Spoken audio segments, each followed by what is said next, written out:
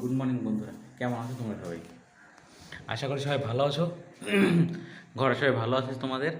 আমার একটু কালকে ঠান্ডা লেগে গেছিলো, জন্য গলার আওয়াজটা তোমরা একটু কম কম শুনতে পাচ্ছ। কোনো ব্যাপার না, তাও তোমাদের সাথে একটু কথা বলে নেবো, গল্প করে নেবো। তো ঘরে সবাই কেমন আছে বলো? রান্না বাড়া হয়েছে তোমাদের ঘরে? আমি আজকে ভাবছি কি রান্না করি, তোমাদের দেখাবো সেটা।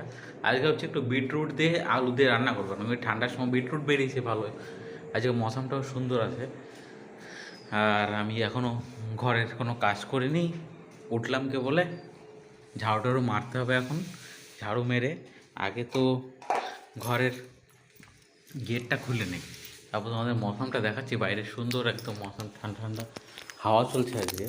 আজকে একটু হাওয়াটা বেশি আছে, ঠান্ডা হাওয়া। দেখো দেখো, এখনও কুয়াশা কুয়াশা ভাব যায়নি, বুঝতে পারছো? তোমাদের ওখানে মৌসুম কেমন একটু বলো, কমেন্ট সেকশনে জানিও। কিন্তু তোমরা জানাতে ভুলো না, তোমরা কমেন্টই করো না। তোমরা একটু কমেন্ট করবে, তাহলে তো একটু ইন্টারাকশানটা ভালো হবে, বুঝতে তো পারছোই। বন্ধুরা, আমি রান্না করে ফেলেছি, তোমরা দেখতেই পাচ্ছ। এখন দেখি কি রান্না বাড়া শুরু করা যায়। ভাবছি আজকে বিট বানাবো, তোমাদের তো বললাম বিট আলু দিয়ে একবারে বানাবো। বিট আলু রান্না করা শুরু করি তাহলে, দেখা যাক। বন্ধুরা দেখতে পাচ্ছ তরকারি কাটা রেডি হয়ে গেছে। এখানে কড়াই ভাত সব বসিয়ে দিয়েছি। তো এবার রান্না হবে আর জমিয়ে খাওয়া হবে। তোমরাও কি খেয়েছো লাঞ্চে সেটা বলো। কালকে তো সানডে, কালকে আবার তোমাদের সাথে কথা হচ্ছে। তাহলে রাখছি, তাহলে টাটা বাবা।